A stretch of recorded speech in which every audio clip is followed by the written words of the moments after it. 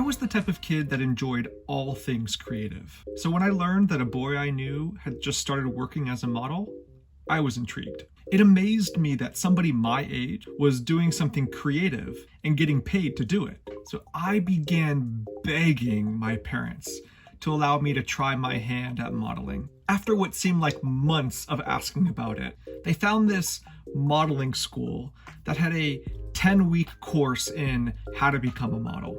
They taught things like posing for the camera, runway walking, and putting on makeup.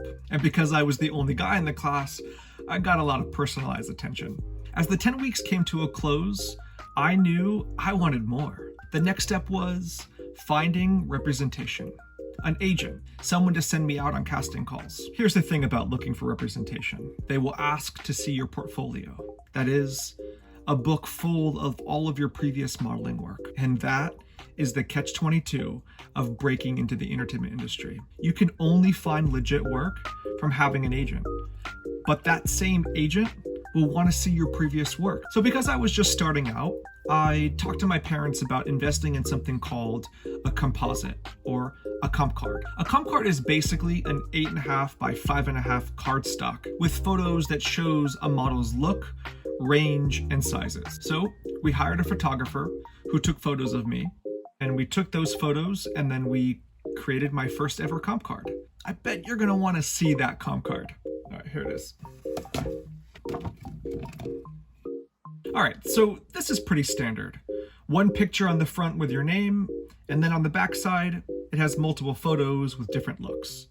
Now the comp card will always have your current sizes, hair, and eye color, as well as your agent's contact info. We were planning on sending my comp card to every agent in town and then wait for a response, but a little divine intervention came my way. My mom was really proud of my comp card, so she would carry it around in her purse with her. She was at a work conference once, and a colleague of hers noticed the comp card in her purse. He shared with her that his agency had a kids division, and he actually offered to take my comp card and share it with them. A few weeks later, we got a call from an agency in South Beach, Wilhelmina Models Miami. We were ecstatic.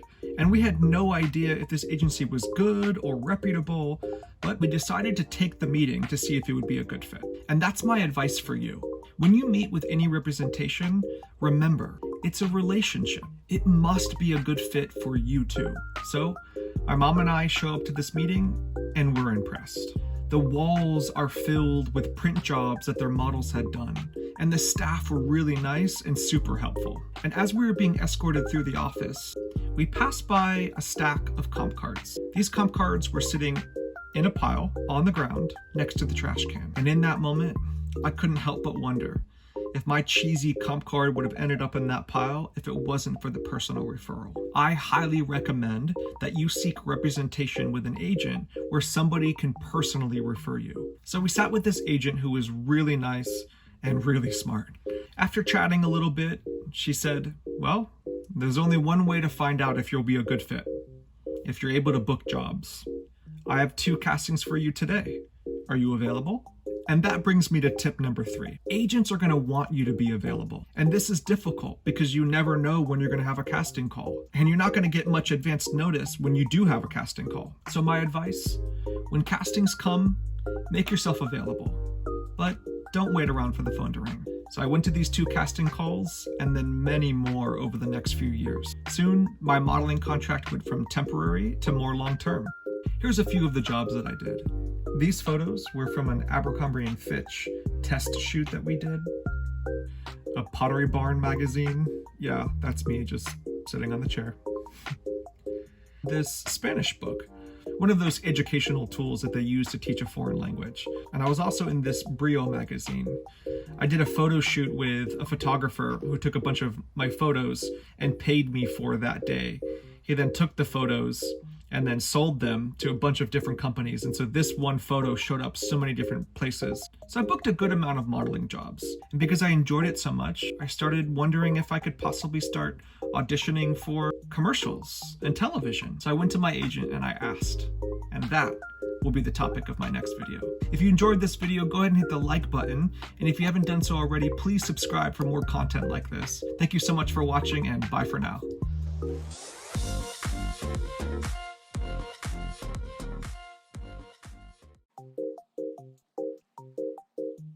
All right, so this first photo, I'm not even sure what it is. It's just like a zoom in of my face.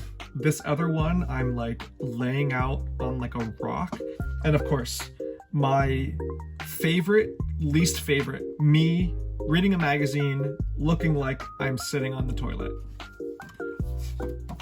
Oh yes, this is one of those cases where we hired a bad photographer who came to our house, and this was like in my living room. She put up like a sheet and then like a light and just started taking photos of me. I don't know why we thought to put this on the front of my composite, but bad idea. And then of course me in my yellow jacket. I actually got teased quite a bit for wearing this jacket, but I loved it. I thought it was pretty cool.